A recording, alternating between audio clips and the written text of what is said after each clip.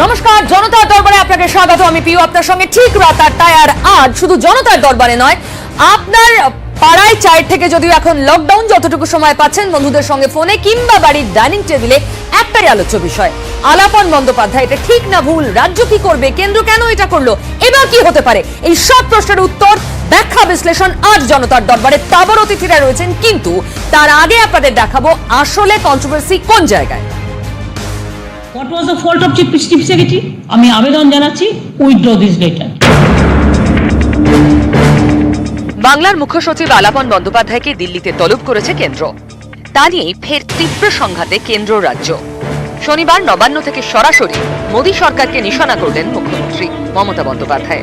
জানিয়ে দিলেন আলাপনকে ছাড়ছে না Nabanna. What was the fault of Chief Secretary? Chief Secretary is a state government officer. But you know, after Sarkaria Commission and other commission, that they are the state government officers. They work for the state government fully. You gave notice without any consultation. A political vendetta. আপনাদের শেষ হোক, withdraw this letter and allow Chief Secretary to work for COVID people and for cyclone affected people.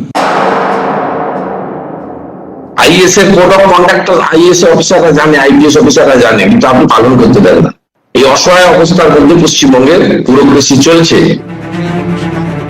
সম্প্রতি মুখ্য সচিব পদে আলাপন বন্দ্যোপাধ্যায়ের মেয়াদ আরো 3 মাস বাড়ানোর দাবি জানায় রাজ্য। কেন্দ্র সেই দাবি মেনেও নিয়েছে।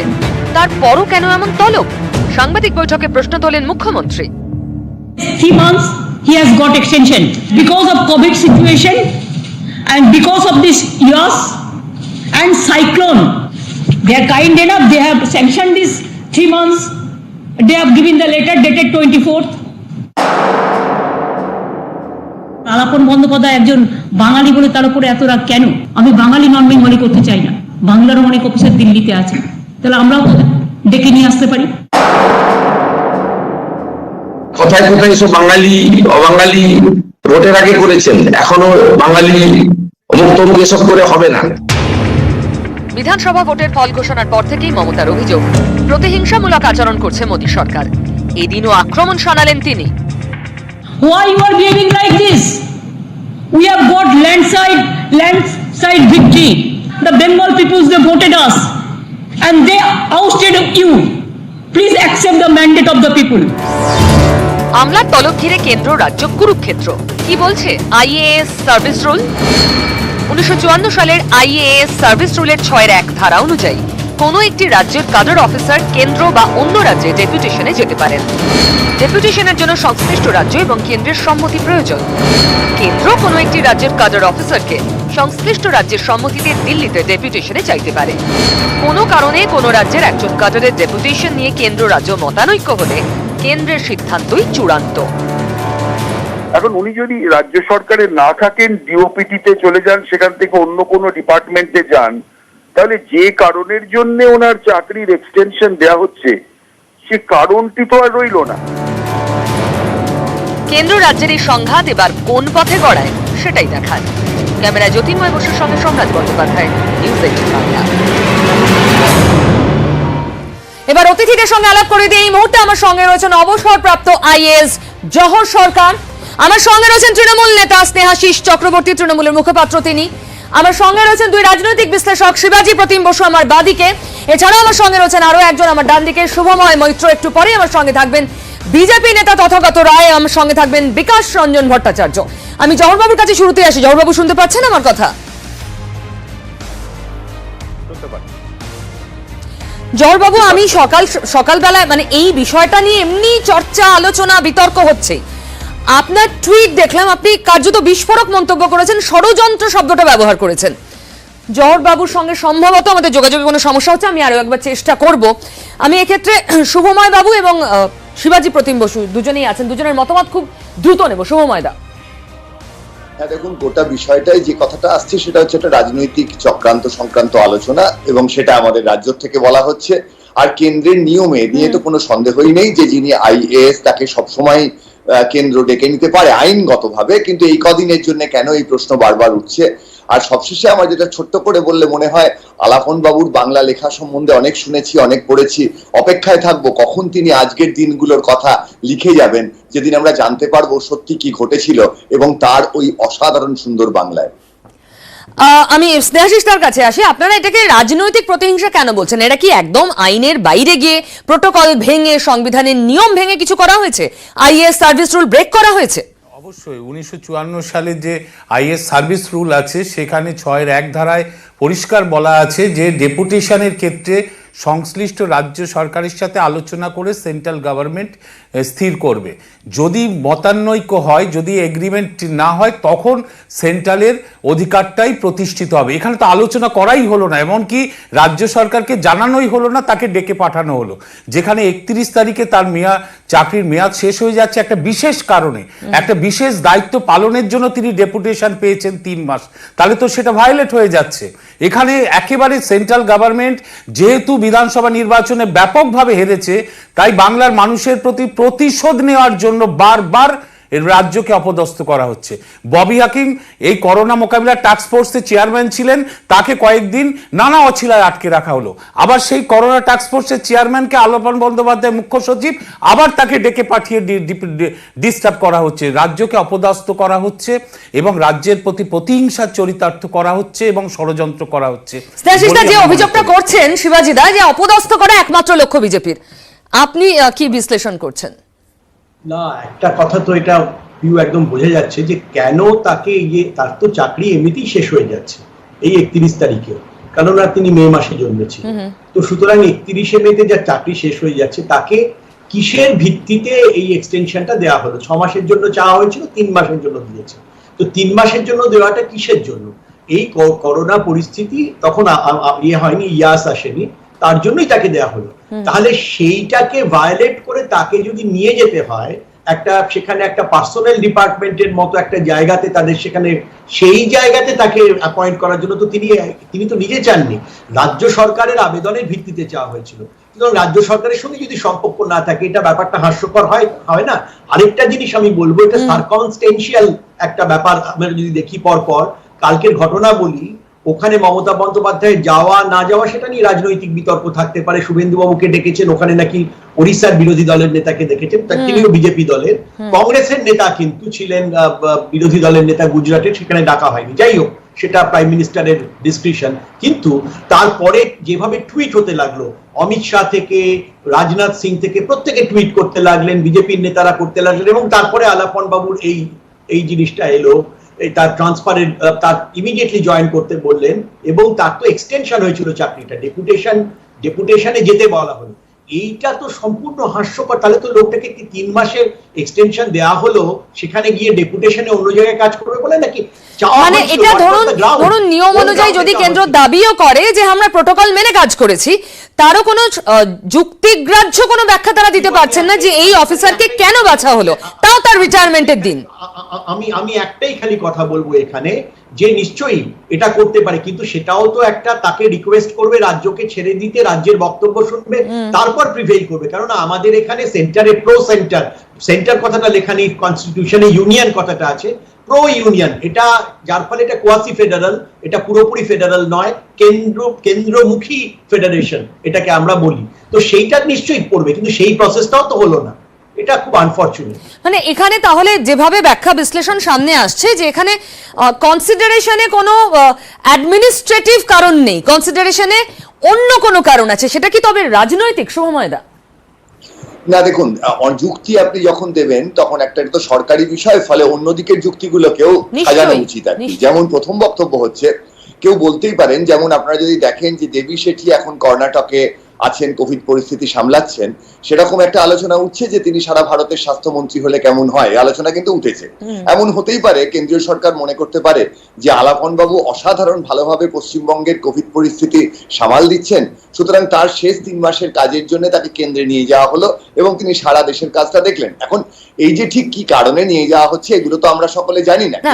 আমি একটা কথা বলি, 24 তারিখ তার এক্সটেনশন গ্রান্ট করেছে কেন্দ্র, তারপরে হঠাৎ 28 তারিখ রাত্রিবেলায় কিভাবে মনে হলো যে না রাজ্যে না, উনি কেন্দ্রে কাজ করবেন? মানে যদি আপনার কথা আমি তর্কের খাতিরে ধরে নি, এটাই কারণ। একদম, আমি এটা তর্কের খাতিরেই বলছি, আমি একেবারেই বলছি যে ডেভিলস অ্যাডভোকেট হিসেবেও একটা বক্তব্য থাকে, সেখানে হচ্ছে যে এই ধরনের ট্রান্সফারের ক্ষেত্রে কিন্তু একটা কোনো যুক্তি খুঁজে বার করতে কোনো অসুবিধে নেই, আমি এই কথাটাই বলতে চাইছি। এবং আমার মূল বক্তব্য হলো যে এই গোটা বিষয়টার মধ্যে রাজনীতিতে আমরা কি দেখছি, যে একটা রাজনৈতিক প্রতিহিংসার তত্ত্ব পশ্চিমবঙ্গের মানুষের সামনে আসছে। খুব সামনে ভোট নেই অবশ্যই, এবং আমাদের যে বুদ্ধি মানে মনে রাখার ক্ষমতা, সেই মনে রাখার ক্ষমতাটা কম, ফলে 2024 লোকসভা নির্বাচনে এর প্রভাব পড়বে কিনা আমরা পরে বলতে পারবো। কিন্তু আজকের দিনে দাঁড়িয়ে কিন্তু এটা মনে হচ্ছে যে রাজ্যের ওপর যে প্রতিহিংসার তত্ত্ব, যেটা তৃণমূল কংগ্রেস অবশ্যই যুক্তি দিয়ে প্রকাশ করার চেষ্টা করছে, সেই জায়গাটা কিন্তু পশ্চিমবঙ্গের মানুষের মনে হয়তো ঢুকছে, এটা অস্বীকার করার জায়গা নেই। যে চটজলদি মানুষ দেখে মনে করতেই পারে যে এমন তো করার দরকার ছিল না। একদম, আপনি মানুষের কথা বলছেন।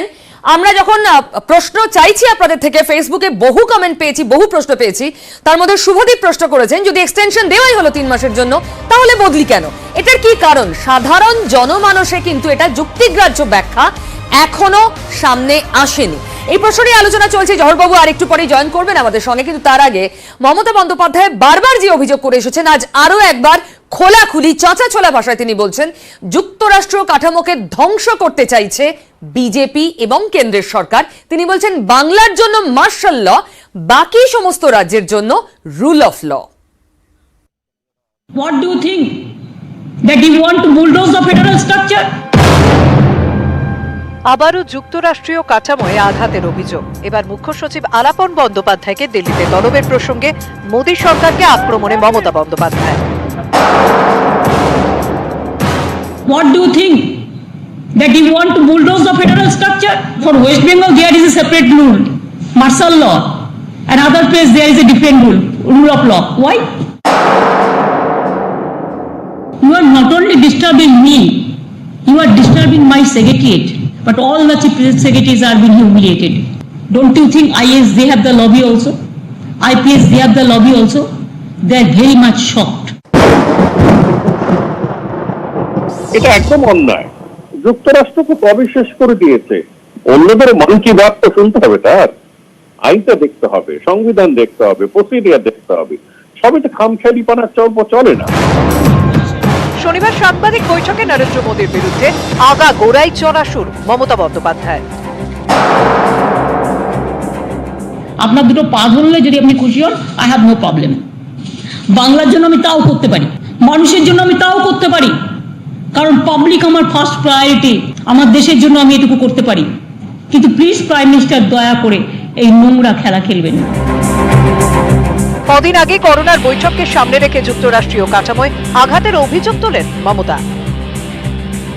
পর্যবেক্ষকদের মতে গত কয়েক বছরে বারবারই দেশে মোদী বিরোধিতার মুখ হিসেবে নিজেকে তুলে ধরার চেষ্টা করেছেন মমতা।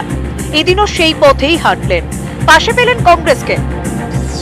কংগ্রেস মুখপাত্র রণদীপ সিং সুরজেওয়ালার টুইট, বাংলার মুখ্য সচিবকে তলব মোদী সরকারের নির্দেশপূর্ণ সিদ্ধান্ত। এটা যুক্তরাষ্ট্রীয় কাঠামোর মৃত্যু ঘণ্টা। গণতন্ত্রে একের পর এক আঘাত এনে দেশে নৈরাজ্যের পরিবেশ তৈরি করছে কেন্দ্র। পর্যবেক্ষকদের একাংশের মতে 21-এ বাংলা জয়ের পরই মমতা বুঝিয়ে দেন 24-এ তার টার্গেট দিল্লি। তাই 24-কে পাখির চোখ করে কি মোদী সরকারের বিরুদ্ধে যুক্তরাষ্ট্রীয় কাঠামোয় আঘাতের অভিযোগে বারবার সরব মমতা? প্রশ্ন রাজনৈতিক মহলে। নিউজ 18 বাংলা। যুক্তরাষ্ট্র কাঠামোকে ভেঙে খান খান করতে চাইছে, সেই নিয়ম মানছে না মমতা বন্দ্যোপাধ্যায় বারবার অভিযোগ করছেন। শিবাজিদা, এই মুহূর্তে প্রায় 50% মানুষের সমর্থন নিয়ে আসা একটা সরকার, তার মুখ্যমন্ত্রী মমতা বন্দ্যোপাধ্যায়, কোথাও কি মনে হয় ইন জেনারেল মমতা বন্দ্যোপাধ্যায় যে ধরনের অভিযোগ করছেন খুব সহজে মানুষের মনে সেগুলো প্রথিত হয়ে যেতে পারে? কারণ এখন জেনারেল সেন্টিমেন্ট এই সরকারের দিকে। না, সেটা তো বটেই। সদ্য নির্বাচন পেরিয়েছে পিউ, এর সঙ্গে সঙ্গে আমরা যেগুলি দেখলাম, যেদিন মমতা বন্দ্যোপাধ্যায়ের শপথ নিলেন, সেদিন থেকেই আমাদের রাজ্যের সাংবিধানিক প্রধান রাজ্যপাল মহোদয় তিনি তার বিরুদ্ধে আক্রমণ করলেন। অন্যান্যরা বলতে লাগলেন নিশ্চয়ই সেখানে ল অ্যান্ড অর্ডারের সিচুয়েশন সেটা দেখতে হবে। তারপরেই যেটা হলো, এতদিন পর্যন্ত সবই আমি সার্কামস্ট্যান্সেস বলছি, শুভময় বলছিল, আমি শুনছিলাম ডেভিলস অ্যাডভোকেটের কথা, কিন্তু ব্যাপার হচ্ছে যে পরপর সার্কামস্ট্যান্সেস যদি কিছু বলে আমাদের, সেটা হচ্ছে তারপরেই এতদিন হলো না 4 জন মন্ত্রীকে 3 জন তৃণমূল বিধায়ক এবং দুজন মন্ত্রীকে তাদের তুলে নেওয়া হলো, তারাও গুরুত্বপূর্ণ কাজ করছিলেন। তারপরে যখন এই ইয়াস এলো সেটার সময় একটা এইটাকে গ্রাউন্ড করে, আরে আলাপন তো ওখানে গিয়েছিলেন মুখ্যমন্ত্রীর সঙ্গে, মুখ্যমন্ত্রীর ওপর রাগ থাকতে পারে। ওয়াই আলাপন ওয়াজ টার্গেটেড? কেন আলাপনকে মানে আপনি ক্লিয়ারলি মনে করছেন যে এটা টার্গেট করে করা হয়েছে? অবশ্যই টার্গেট না হলে এটাকে কি বলা যায়? তিনি তো আমি একটাই খালি যুক্তি বলছি, তাকে 3 মাসে তিনি কি চেয়েছিলেন স্বেচ্ছায় যে আমাকে দেয়া হোক বলে? তিনি তো বলতে পারেন না। তার যিনি যে সরকারের অধীনে তিনি কাজ করছিলেন, পশ্চিমবঙ্গ সরকার, তারা তো আবেদন করেছিল, তাদের আবেদনের ভিত্তিতে তো এক্সটেনশনটা হলো অ্যাজ চিফ সেক্রেটারি। তাহলে চিফ সেক্রেটারি হিসেবে যার আবেদনের ভিত্তিতে হলো, সেখান থেকে তাকে সরিয়ে দেওয়া, এটার থেকে তো হাস্যকর কিছু হতে পারে না। ওয়াই? তাহলে তাকে দেওয়া হলো কেন?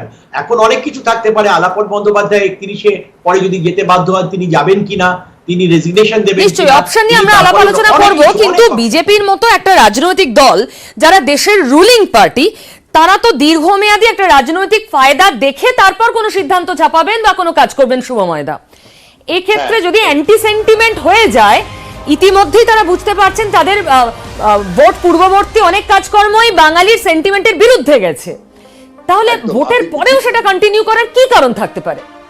একদম যে প্রশ্নটা করেছেন এটা কিন্তু অত্যন্ত গভীর প্রশ্ন। আমি চটজলদি উত্তরটা দেওয়ার চেষ্টা করছি। আমাদের যদি নির্বাচন আমরা সিরিয়াসলি ভাবি, তাহলে সামনের 2024 নির্বাচন, যার দিকে বিজেপি নজর রেখেছে। এবার এই মুহূর্তে বিজেপি যদি 2024 নির্বাচনের দিকে নজর রাখে, তাহলে 10 বছর ক্ষমতায় থাকা হয়ে যাবে, কোভিড পরিস্থিতি, সামনের নির্বাচনগুলো কেমন ফল হয় দেখতে হবে।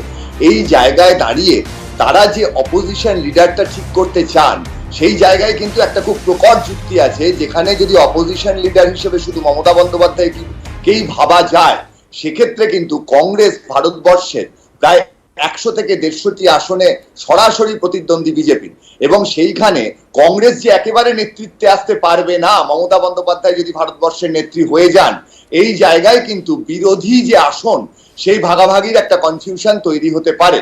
সুতরাং মানে আপনি বলছেন এটা ভোট পরবর্তী অ্যাকশন নয়, এটা আগামী ভোটের জন্য অনেক আগে থেকে নেওয়া একটা অ্যাকশন। আমি বলছি যে দেখুন, রাজনীতি তো সুদূর প্রসারী, এবং বিজেপি দলটি তো অনেক বড় দল, তাদের সংগঠন অনেক শক্তিশালী, এবং তারা কিন্তু অনেক ভেবে রাজনীতি করেন।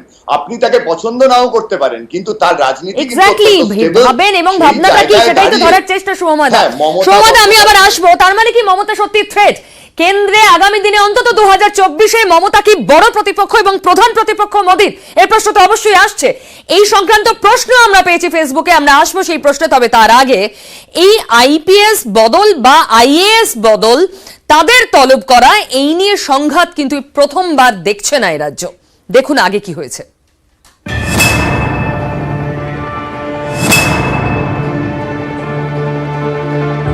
19শে মে কলকাতা ও সংলগ্ন এলাকায় লোকসভা নির্বাচন। ঠিক তার আগে এডিজি সিআইডির পদ থেকে সরিয়ে দিল্লিতে ডেকে পাঠানো হয় রাজীব কুমারকে। 16 মে 2019 সকাল 10টার মধ্যে কেন্দ্রীয় স্বরাষ্ট্র মন্ত্রকে যোগ দিতে নির্দেশ। 24 ঘন্টার সময়ও কার্যত দেওয়া হয়নি এই আইপিএস অফিসারকে। ভোটের কাজে সরাসরি যুক্ত না থাকার পরেও কেন বদলি, এই প্রশ্নে রীতিমতো ঝড় ওঠে। মোদী সরকারের বিরুদ্ধে রাজনৈতিক প্রতিহিংসার অভিযোগে সরব হয় তৃণমূল। রাজীব কুমারের উপর এত রাগ কেন? হাওলা ধরছে বলে? টাকা পয়সা ধরছে এই ভয় পাচ্ছে তো?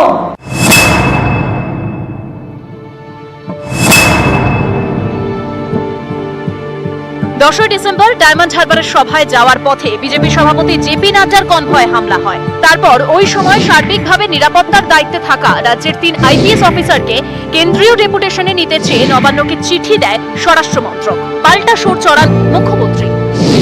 3 অফিসারকে নো অবজেকশন দিতে চায়নি রাজ্য। কেন্দ্রের নির্দেশের বিরোধিতা করেন মমতা বন্দ্যোপাধ্যায়। দাবি করেন কেন্দ্রের নির্দেশ যুক্তরাষ্ট্রীয় কাঠামোয় আঘাত। ইলেকশন কমিশনের এটা কি কাজ যে সেন্ট্রাল ডেপুটেশনে একজনকে পাঠিয়ে দেবে? এটা স্টেটের ব্যাপার। আইপিএস আইএস রা under state government, how can they interfere like this? IPS অফিসারদের পর এবার রাজ্যের মুখ্য সচিব আলাপন বন্দ্যোপাধ্যায়কে দিল্লিতে তলব। আরো একবার কেন্দ্র রাজ্য সংঘাত। শুধু বাংলার উপর এত রাগ কেন? আর আলাপন বন্দ্যোপাধ্যায় একজন বাঙালি বলে তার উপরে এত রাগ কেন? Please accept the mandate of the people. Why you are quarreling with us every day? What do you think? That you want to bulldoze the federal structure? 18 Bangla. এই মুহূর্তে বিজেপি নেতা তথাগত রায় আমার সঙ্গে রয়েছেন। তথাগত বাবুর কাছে যাওয়ার আগে দর্শকের প্রশ্ন, ফেসবুক থেকে প্রশ্ন করেছেন একজন, সেই প্রশ্ন আপনাদের সামনে রেখেছি। সুদীপ মণ্ডল প্রশ্ন করেছেন, মমতাই কি প্রধান প্রতিপক্ষ মোদীর আগামী দিনে এবং সেজন্যই তাকে দুর্বল করার চেষ্টা? তথাগত বাবু।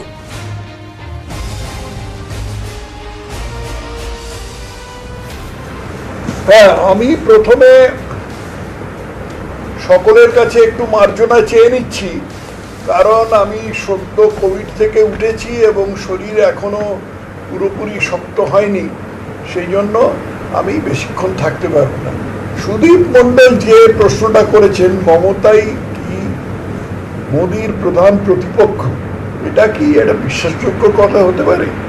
মমতা পশ্চিমবঙ্গে বিরাট সংখ্যায় জনমত পেয়ে পশ্চিমবঙ্গের মুখ্যমন্ত্রী নির্বাচিত হয়েছেন, খুব ভালো কথা। কিন্তু পশ্চিমবঙ্গের মানুষ হচ্ছে সারা ভারতের লোক সংখ্যার তুলনায় 8% সামান্য বেশি। যিনি 8% মানুষকে, মাত্র 8%-এর একটা অংশ, ধরা যাক 7% মানুষের প্রতিনিধিত্ব করেন, তিনি কোন সুবাদে মোদীর প্রতিপক্ষ হতে পারে? যদি কোনো একটা বড় রাজ্যের মুখ্যমন্ত্রী হতেন, যেমন মহারাষ্ট্র বা উত্তরপ্রদেশ, তাহলে না হয় কষ্টের সৃষ্টে বলা যেত। ভারতের বেশিরভাগ প্রধানমন্ত্রী উত্তরপ্রদেশ থেকে হয়েছে, কিন্তু পশ্চিমবঙ্গের মুখ্যমন্ত্রী হয়েছেন, সেই সুবাদে তিনি মোদীর প্রধান প্রতিপক্ষ হবেন, এটা বিশ্বাসযোগ্য নয়। তথাগত দা, দর্শকরা আরো প্রশ্ন করেছেন, ফেসবুক থেকে প্রশ্ন করেছেন আরো এক দর্শক প্রশ্ন করছেন। উত্তম মণ্ডল তিনি বলছেন, এই যে ঘটনা ঘটছে, আলাপন বন্দ্যোপাধ্যায় এবং মমতা বন্দ্যোপাধ্যায়কে যেভাবে বিরোধী দলনেতাকে সঙ্গে রেখে মিটিং এ ডাকাই, সব মিলিয়ে আমরা প্রশ্নটা ছোট করে বলছি, বিজেপি কি আত্মঘাতী গোল দিচ্ছে? তথাগত বাবু।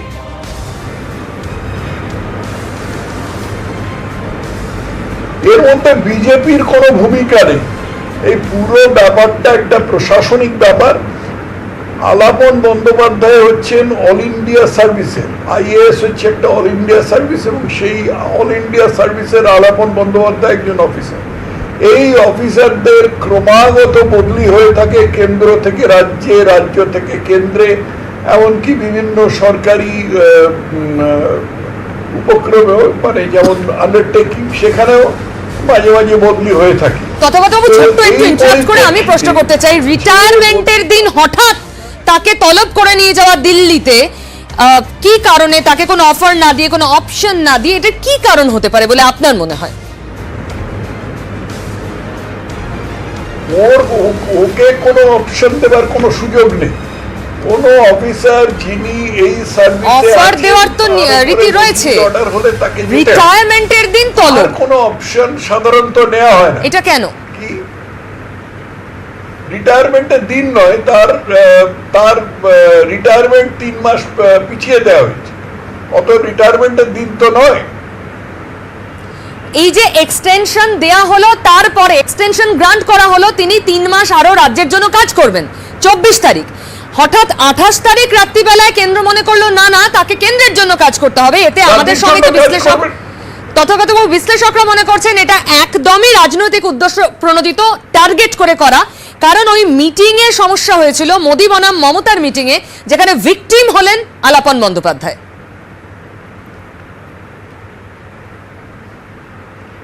মোদি বনাম মমতার মিটিং আর এই আলাপন বন্দ্যোপাধ্যায়ের বদলি দুটো পাশাপাশি সময় হয়েছিল বলে এই তথাকথিত বিশ্লেষকেরা সব মিলিয়ে ফেলেছেন, এবং মিলিয়ে একটা রাজনৈতিক উদ্দেশ্য প্রণোদিত সিদ্ধান্ত আপনাদের টিভির মাধ্যমে সকলকে বোঝাতে চাইছেন। এটা সম্পূর্ণ অলীক, দুটোর মধ্যে কোনো সম্পর্ক নেই। কেন্দ্রীয় সরকার কেন ওকে বদলি করেছে সেটা কেন্দ্রীয় সরকার বলেনি, আমারও আলাদা করে জানা নেই। রাজ্য সরকার কেন তাতে বাধা দিচ্ছে সেটাও আমার জানা নেই। তার কারণ, কেন আমি বলছি রাজ্য সরকার বাধা দিচ্ছে, আমলা আসে আমলা যায়, আমলাতন্ত্রের স্বভাবটাই এরকম। আমিও আমলা ছিলাম, যদিও আমি অল ইন্ডিয়া সার্ভিসে ছিলাম না, সেন্ট্রাল সার্ভিসে ছিলাম। 23 বছর আমি ভারতীয় রেলে কাজ করেছি। যখন আমার বদলির অর্ডার হয়েছে আমাকে যেতে হয়েছে, আমার মতামত কেউ নেয়নি এবং সেই বদলি না থেকে তথাগত বাবু কথাও একটা হয়নি। কথা বলুন, এই এর এক্সটেনশন আলাপন বন্দ্যোপাধ্যায় 3 মাস এই জন্য হলো তিনি আমফানের সময় দুর্দান্ত কাজ করেছেন, তিনি কোভিডের ফার্স্ট ওয়েভে দুর্দান্ত কাজ করেছেন। রাজ্য সেই কনটেক্সটে চেয়েছে যে এবার দ্বিতীয় ওয়েভ এবং ইয়াসেও তিনি কাজ করুন ভালো, সেই জন্য গ্রান্ট করেছে কেন্দ্র। যদি এই কারণে মঞ্জুর হয়ে থাকে এক্সটেনশন, তাহলে সেই কারণটা আর ওভারলুক করার কে যুক্তি বলেছে কি? যে কেন্দ্র এই জন্য গ্র্যান্ট করেছে? রাজ্য তো চেয়েছে এই কারণ দেখিয়ে, মঞ্জুর করেছে মানে এই কারণটাকে অ্যাকসেপ্ট কেন্দ্র করছে। এই জন্য গ্র্যান্ট করেছে।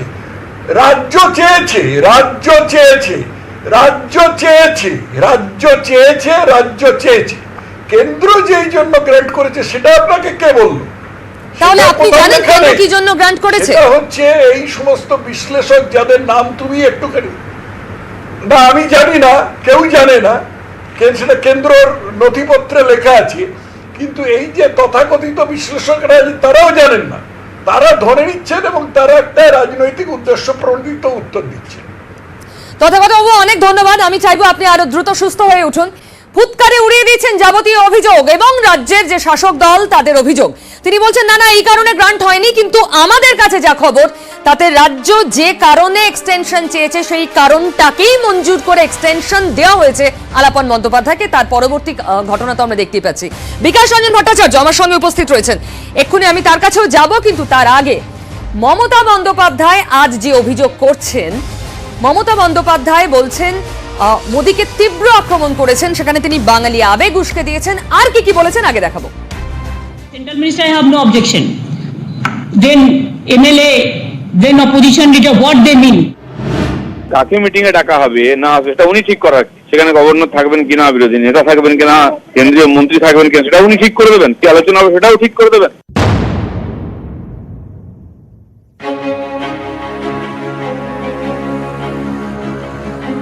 ইয়াস নিয়ে শুক্রবার কলাইকুণ্ডায় প্রধানমন্ত্রীর রিভিউ বৈঠক। এই পর্যালোচনা বৈঠকে অংশ নেননি মুখ্যমন্ত্রী, তবে ক্ষণিকের সাক্ষাতে রাজ্যের দাবি দাওয়া জানিয়ে আসেন মমতা বন্দ্যোপাধ্যায়, আর এ নিয়ে জলঘোলা করতে শুরু করে বিজেপি। এরপর শুক্রবারই নবান্ন সূত্রে দাবি করা হয় প্রধানমন্ত্রীর সঙ্গে বৈঠকের জন্য মুখ্যমন্ত্রীকে বেশ কিছুক্ষণ অপেক্ষা করানো হয়। এ নিয়ে শনিবার রণংদেহী Mamata. When we reach there, then they said us, you sit in a room. We are sitting there. After 10-50 minutes, we asked that please allow us to meet Prime Minister 1 minute. 1 hour का बात बोलिए, अभी कुछ नहीं होगा. They have shown some vacant chair. It's a fact that there was no need to sit there at that time. বাংলার বুকে দুর্যোগ, এ নিয়ে বৈঠক। সেই বৈঠকে নেই খোদ রাজ্যের প্রশাসনিক প্রধান। শুক্রবার নবান্ন সূত্রে দাবি করা হয় মুখ্যমন্ত্রী যখন অপেক্ষা করছিলেন তখন বিজেপি বিধায়ক তথা বিরোধী দলনেতা শুভেন্দু অধিকারীর সঙ্গে বৈঠক করেন প্রধানমন্ত্রী। বৈঠকে ছিলেন বিজেপি সাংসদ তথা কেন্দ্রীয় মন্ত্রী দেবশ্রী চৌধুরী এবং রাজ্যপাল Jagdeep Dhankhar. Earlier it was decided PM and CM, but later on it was totally revised list is been given where Honorable Governor, Central Minister I have no objection. Then MLA, then opposition leader, what they mean. So the big BJP party and I am alone. Meeting তো উনি ডাকেননি, PMO ডেকেছে। কাকে meeting এ ডাকা হবে না সেটা উনি ঠিক করার, সেখানে গভর্নর থাকবেন কিনা, বিরোধী নেতা থাকবেন কিনা, কেন্দ্রীয় মন্ত্রী থাকবেন কিনা, সেটা উনি ঠিক করে দেবেন। কি আলোচনা হবে সেটাও ঠিক করে দেবেন। হতে পারে শুভেন্দুবাবু তাকে হারিয়ে দিয়েছেন, সেই লজ্জাটা এখনো যায়নি, তাই তার সামনে যেতে চাইছেন না। Why 2 consecutive years you have not recognized the opposition political parties in Delhi Parliament? Why? In Gujarat last week you went there. Why you not called opposition leader there? It is your state. Even Odisha also opposition leader was not there. একজন মানুষের ভোটে জেতা MLA এবং সংবিধান মেনে recognise স্বীকৃত বিরোধী দল নেতা, তাকে অপমান করা অধিকার আপনাদের কেউ দেয়নি। আমি আপনাদের কাছে কেন্দ্রের বিরুদ্ধে আক্রমণাত্মক মুখ্যমন্ত্রী, রাজনৈতিক প্রতিহিংসার অভিযোগ তুলে তোপ, পাল্টা সরব গেরুয়া শিবিরও। কেন্দ্র রাজ্য চাপানোতর তুঙ্গে। নিউজ 18 বাংলা। আমি বিকাশ বাবুর কাছে আসি। দুটো পার্ট বিকাশ বাবু। এক, আলাপন বন্দ্যোপাধ্যায় পর্ব এবং মমতা বন্দ্যোপাধ্যায় এবং নরেন্দ্র মোদীর মিটিং পর্ব। আমি প্রথমে আলাপন বাবুর প্রসঙ্গে আসি। এখানে রাজ্য সরকার তীব্র আক্রমণ করছে, এটা প্রতিহিংসা ছাড়া কিচ্ছু হতে পারেন না, অনেক রাজনৈতিক বিশ্লেষকরাও এটা বিশ্বাস করছেন। আপনি এটাকে কিভাবে দেখছেন?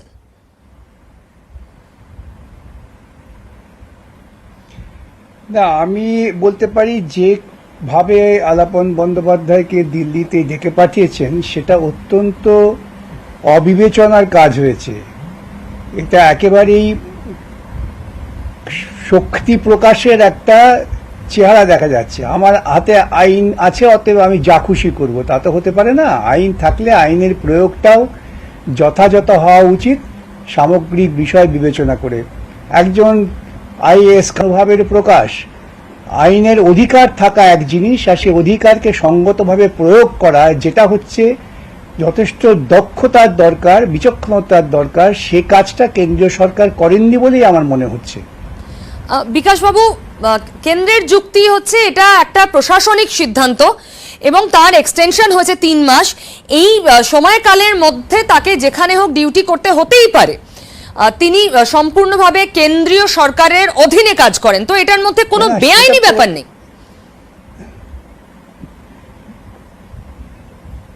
আমি বললাম তো, আইনটা আছে, আইনের প্রয়োগটার ক্ষেত্রেই নির্ভর করছে কাজটা বেআইনি হচ্ছে কি হচ্ছে না।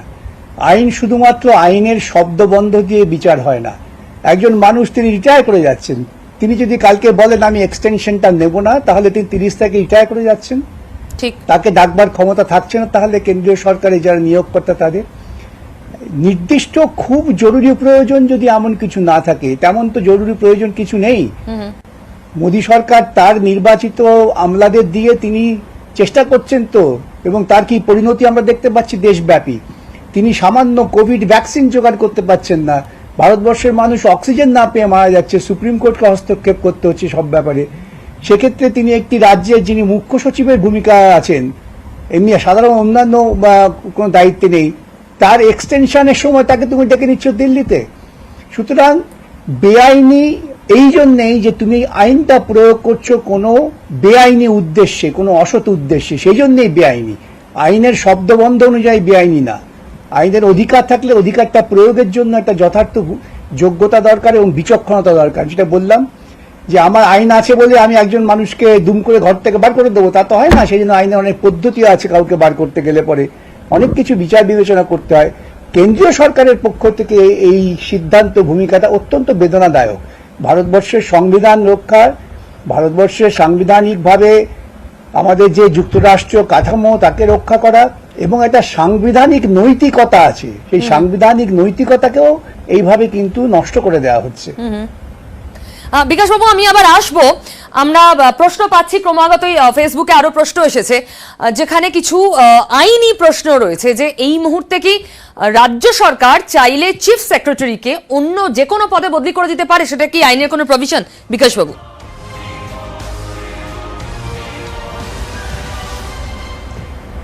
আবার তো বলছি আইনের অধিকার আছে। চিফ সেক্রেটারি হিসেবেই তার এক্সটেনশন চেয়েছেন রাজ্য সরকার। ওকে, সেই সময় যদি রাজ্য সরকারও তাকে অন্য কোথাও পাঠিয়ে দেন, তাহলে বুঝতে হবে যে রাজ্য সরকার একটা নিজস্ব উদ্দেশ্য নিয়ে করছেন। সবটাই মাথায় রাখতে হবে যে কোন প্রেক্ষিতে কাজটা হচ্ছে, অধিকারটা প্রয়োগ হচ্ছে, আইনটা প্রয়োগ হচ্ছে কোন প্রেক্ষিতে। আমি তার প্রয়োজন অনুভব করে বললাম তাকে 3 মাসের এক্সটেনশন দাও, যেহেতু তিনি চিফ সেক্রেটারি। এর আগেও পশ্চিমবঙ্গে চিফ সেক্রেটারি এক্সটেনশন পেয়েছেন নির্দিষ্ট সময় নির্দিষ্ট প্রয়োজনে। সেই প্রয়োজনটা যদি মাথায় থাকে তবে তাকে এক্সটেনশন যখন দেওয়া হয়েছে তিনি 3 মাস চিফ সেক্রেটারি হিসেবেই কাজ করবেন, সেটাই সঙ্গত এবং সেটাই উচিত। বেশ। শুভেন্দু অধিকারী কি বলছেন? আলাপন বন্দ্যোপাধ্যায় প্রসঙ্গ সরাসরি নাম করেননি তিনি, কিন্তু তিনি বলছেন মুখ্যমন্ত্রী মমতা বন্দ্যোপাধ্যায় দৃষ্টান্ত আগে বহুবার স্থাপন করেছেন, আইএস আইপিএস দের প্রোটোকল ভাঙতে বাধ্য করেছেন তিনি নিজে। শুনুন। আপনি আপনার আইএস আইপিএস অফিসারদের প্রোটোকল ভাঙতে বাধ্য করেন। আমাকে বহু আইএস আইপিএস অফিসার কাল রাত্রি থেকে অদ্যাবধি ফোন করে জানিয়েছে যে আমাদের যে প্রোটোকল আছে আইএস আইপিএস দের, সেই প্রোটোকল এই মুখ্যমন্ত্রী মানতে দেন না, আমাদেরকে তিনি বাধ্য করেন প্রোটোকল ভাঙতে। আইএস এর কোড অফ কন্ডাক্ট আইএস অফিসাররা জানে, আইপিএস অফিসাররা জানে, কিন্তু আপনি পালন করতে দেন না। এই অসহায় অবস্থার মধ্যে পশ্চিমবঙ্গের ব্যুরোক্রেসি চলছে।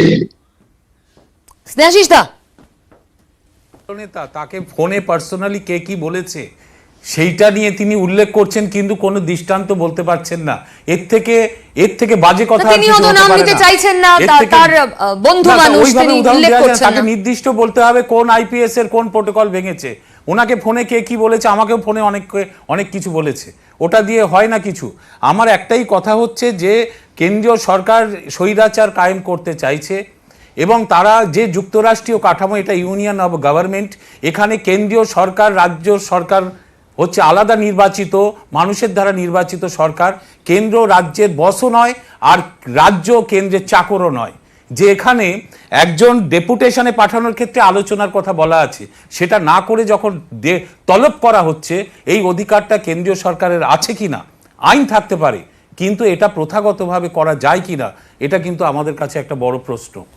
এই প্রশ্ন চলতে থাকবে, তার উত্তর, তার পাল্টা যুক্তি, এগুলো চলতে থাকবে। তবে এর মধ্যে আবার নতুন একটা তরজা শুরু হচ্ছে, কারণ কেন্দ্রের নতুন নাগরিকত্ব নির্দেশ জানি আমরা তর্ক করবো একটা ব্রেকের পর। এক্ষুনি ফিরছি, কোথাও যাবেন না।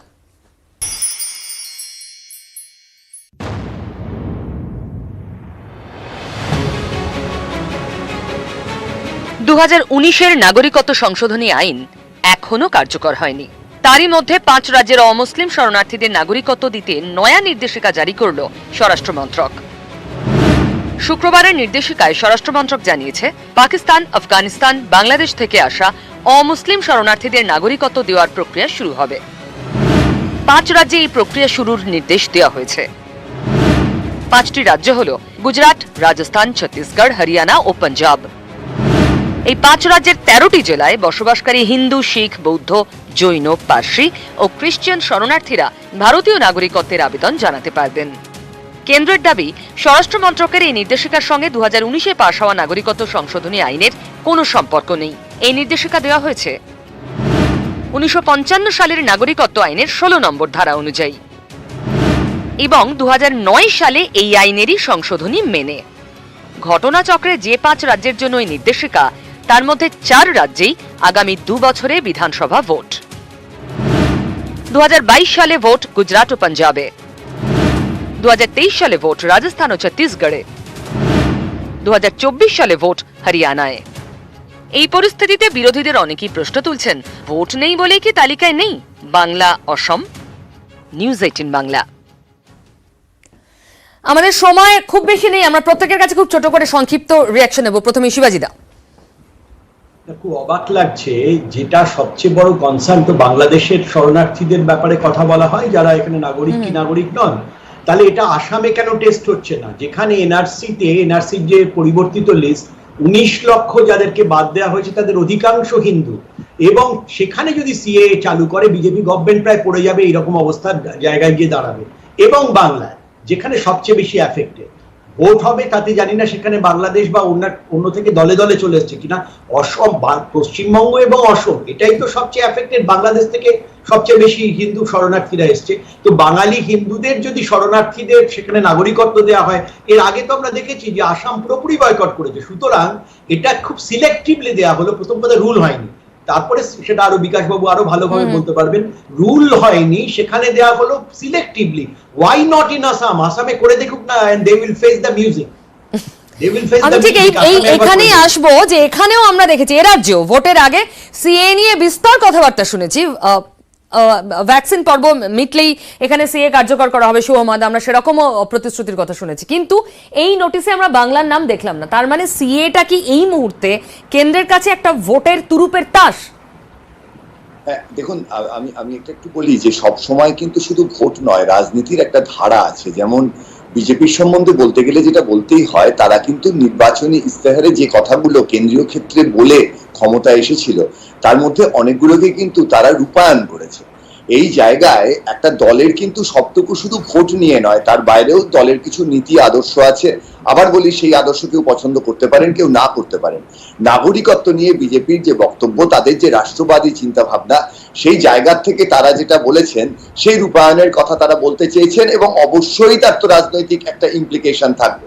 এই জায়গায় দাঁড়িয়ে যেটা মূল প্রশ্ন হচ্ছে, সামনে বিধানসভা নির্বাচনগুলো যেগুলো 2024 নির্বাচনের আগে আসছে, সেই জায়গাগুলোয় যদি বিজেপি আবার ভালো ফল করে তাহলে তো পরিষ্কার বোঝাই যাবে যে তাদের আবার 2024-এ ভালো সুযোগ থাকবে। সেই জায়গায় দাঁড়িয়ে বিজেপির অবশ্যই এখন লক্ষ্য সামনের বিধানসভা নির্বাচনগুলোতে ঠিক কোন জায়গা দিয়ে প্রচার করলে ভালো ফল হতে পারে। সেটা যে মিলবেই এমন কোনো কথা নেই, কিন্তু আমার পরিষ্কার মনে হয় তারা একটা রাজনৈতিক ভাবনা নিয়েই এগোচ্ছেন এবং সেটা তারা খুব গভীরভাবেই ভাবছেন, হয়তো আমরা সম্পূর্ণ ইন্টারপ্রেট করতে পারছি না এই মুহূর্তে। ঠিক, তবে এ রাজ্যের নামও নথিভুক্ত করা হোক, দাবি তুলছেন কে? বিজেপি সাংসদ নিজে। বাস্তু সমস্যার মেজর প্রবলেমটাই বাংলা নিয়ে আমার কথা হয়েছে ডাইরেক্টলি। আমি আমার এটা জানিয়েছি যে বাংলার জন্য এটা প্রযোজ্য, কারণ বাংলা এটা মেজর সমস্যা। রুল তৈরি হোক, রুলটা ফ্রেম হয়ে সেটা ইমপ্লিমেন্ট হোক বাংলার জন্য, সেটা আমার আবেদন মাননীয় স্বরাষ্ট্রমন্ত্রীর কাছে। বর্তমান উদ্বাস্তু সমস্যার মেজর প্রবলেমটাই বাংলা নিয়ে আমার কথা হয়েছে ডাইরেক্টলি। আমি আমার এটা জানিয়েছি যে বাংলার জন্য এটা প্রযোজ্য, কারণ বাংলা এটা মেজর সমস্যা। রুল তৈরি হোক, রুলটা ফ্রেম হয়ে সেটা ইমপ্লিমেন্ট হোক বাংলার জন্য, সেটা আমার আবেদন মাননীয় স্বরাষ্ট্রমন্ত্রীর কাছে। বিজেপির তো একটা শর্ত ছিল যে এক দেশ এক আইন, তাও এটা অসম এবং বাংলায় প্রয়োগ করছে না কেন? কারণ বাংলা এবং অসমের যে উদ্বাস্তুগত তাদের চরিত্রগত দিক থেকে একই রকম আছে। আমি আগে বিভিন্ন আলোচনায় বলেছিলাম বিজেপি কখনোই এটা প্রয়োগ করতে পারবে না এখানে এবং করবেও না। ওরা সুবিধা মতো করে আইন তৈরি করে এবং সেই আইনগুলো ওদের সুবিধা মতো করে ব্যবহার করে। আমরা প্রথম থেকেই বলেছি এটা ভারতবর্ষের সংবিধানের প্রিঅ্যাম্বেল, সেটার মধ্যে যে ধর্মনিরপেক্ষতা আছে সেটাকে ভায়োলেট করছে এবং এর জন্য আমরা এটার বিরোধিতা করেছি। এবং এর জন্য এই ভারতবর্ষের নাগরিক 14 সালের 31শে মার্চ পর্যন্ত যারা এসছে তারা ভারতবর্ষের নাগরিক। সেখানে মানে আপনারা একই অবস্থান নিয়ে এগোবেন রাজনৈতিকভাবে। আমি বিকাশ বাবুর কাছে আসি। বিকাশ বাবু, এটা কি শুধুমাত্র রাজনৈতিক টুল? আপনার কি মনে হচ্ছে আইনজীবী হিসাবে এটাকে দেখে বিজেপির ব্যবহারের পদ্ধতি কি প্রশ্নের মুখে? দেখুন, আমি একজন দেশের নাগরিক হিসেবে মনে করি দেশের সরকারের কিছু কিছু প্রাথমিকতা ঠিক করা দরকার। ভারতবর্ষের বুকে কি এখন এই নাগরিকত্ব আবেদন গ্রহণ করাটা সরকারের কাছে প্রাথমিক কাজ? সরকারের কাছে প্রাথমিক কাজটা কি? গোটা দেশের মানুষ তারা আজকে বিপর্যস্ত কোভিড আক্রমণে। মানুষ চিকিৎসা পাচ্ছে না, অক্সিজেন পাচ্ছে না, মৃতদেহ পোড়াবার জায়গা পাচ্ছে না, গঙ্গায় ভাসিয়ে দিচ্ছে একের পর এক মৃতদেহ। সেখানে দাঁড়িয়ে একটি সরকারের প্রাথমিকতা হবে যে আমি কাকে কাকে এখন নাগরিকত্বের জন্য অ্যাপ্লিকেশন জমা নেব।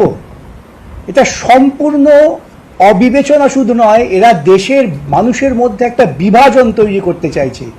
বিজেপির সামগ্রিক পরিকল্পনা হচ্ছে মানুষের মধ্যে বিভাজন তৈরি করো, অশান্তি তৈরি করো, যাতে অশান্তির মধ্য দিয়ে মানুষ তাদের সরকারি ব্যর্থতার বিরুদ্ধে কোনো কথা না বলতে পারেন। মামলা সুপ্রিম কোর্টে রয়েছে পেন্ডিং। সেক্ষেত্রে তারা এখন আইনে, ভারতবর্ষের 1955 সালে আইনে যা ছিল তাতে প্রত্যেক মানুষই চাইলে আবেদন করতে পারেন নাগরিকত্বের জন্য। সেটা সরকার বিচার করবে বিভিন্ন নিরিখের উপর দাঁড়িয়ে। এরকম ঘোষণা করে ঢাকঢোল পিটিয়ে নাগরিকত্বের জন্য দরখাস্ত করো, এটা একটা চূড়ান্ত দেশ বিভাজনের পরিকল্পনা মাথায় কাজ করছে। মানুষের মধ্যে বিভাজন তৈরি করার পরিকল্পনা কাজ করছে। এটা একেবারে অসৎ উদ্দেশ্য। হ্যাঁ বিকাশবাবু, কিন্তু বিজেপির যুক্তি হচ্ছে যে এটা খুব সংগঠিতভাবে করা হচ্ছে, কারণ সত্যি যারা ধর্মের ভিত্তিতে সংখ্যালঘু শরণার্থী তারা অসহায়, তারা কি করবেন বুঝতে পারেন না, তাদের কাছে ছাতা হয়ে এই আইনটা বা এই ধরনের বিজ্ঞপ্তি আসতে পারে। সেই দিকটা আসলে রাজনৈতিক উদ্দেশ্যে ওভারলুক করছে বাকিরা। শরণার্থী মানে হচ্ছে শরণার্থী, তার ধর্ম থাকে না। যখনই তুমি বলছো শরণার্থী তখন সে একজন মানুষ, তাকে বিচার করতে হবে হিউম্যান রাইটস অ্যাঙ্গেল থেকে, তাকে ধর্মের প্রেক্ষিতে বিচার করা যাবে না। ভারতবর্ষের সরকার এই যে হিউম্যান রাইটস চার্টারের একজন দরখাস্তকারী, তাকে হিউম্যান রাইটস চার্টার মেনে কাজ করতে হবে। এরা সম্পূর্ণভাবে গায়ের জোয়ারি করছে। ওরা ভাবছে আমরা যেহেতু সংখ্যাধিক্যে আছি অতএব যা খুশি করতে পারি। এটা করা যায় না। এটা করে ওরা দেশের মানুষের মধ্যে বিভাজন তৈরি করছেন। আমি পরিষ্কার অভিযোগ করছি, এটা বিভাজিত ভারতবর্ষ পরিকল্পনা করছে বিজেপি। হ্যাঁ হ্যাঁ, শিবাজিদা। আমি একটা খালি কথা বলতে চাই 1951 এর বিকাশ বাবু যা বললেন খুব সঠিকভাবেই 1951 এর যে রেফিউজি কনভেনশন যেটা হয়েছিল, যেটা ইউনাইটেড নেশনস এর UNHCR United Nations High Commissioner for Refugees তার কনভেনশনে বলা হয়েছে একটা পারসিকিউশনের একটা ব্যাপার থাকতে হবে। পারসিকিউটেড যে কোনো লোক হতে পারে, আমি বলছি পাকিস্তানে আহমদিয়ারা হতে পারে, বাংলাদেশের যারা লিবারাল মুসলিম তারা হতে পারেন জামাতের দ্বারা। সুতরাং কে কোথা থেকে হবে এটা কেন ধর্মের যে কোনো লোক তো হতে পারে, তিনি তো মুসলমানও হতে পারেন, তিনি যদি আসেন তাহলে কি তার স্থান হবে না? আগে তো এইরকম বিভাজনটা আমি কেন ধর্ম ভিত্তিক কেন হবে? পারসিকিউটেড যে কোনো লোকই হবেন তারা আসতে পারেন এখানে। অনেক ধন্যবাদ, অনেক ধন্যবাদ। আমাদের সময় একদম নেই। অনেক ধন্যবাদ আমাদের প্রত্যেক অতিথিদের। আপনারা এইভাবেই প্রশ্ন পাঠাতে থাকুন, কারণ জনতার দরবার আসলে আপনার দরবার। সোম থেকে শনি ঠিক রাত 8টায় চোখ রাখুন নিউজ 18 বাংলায়।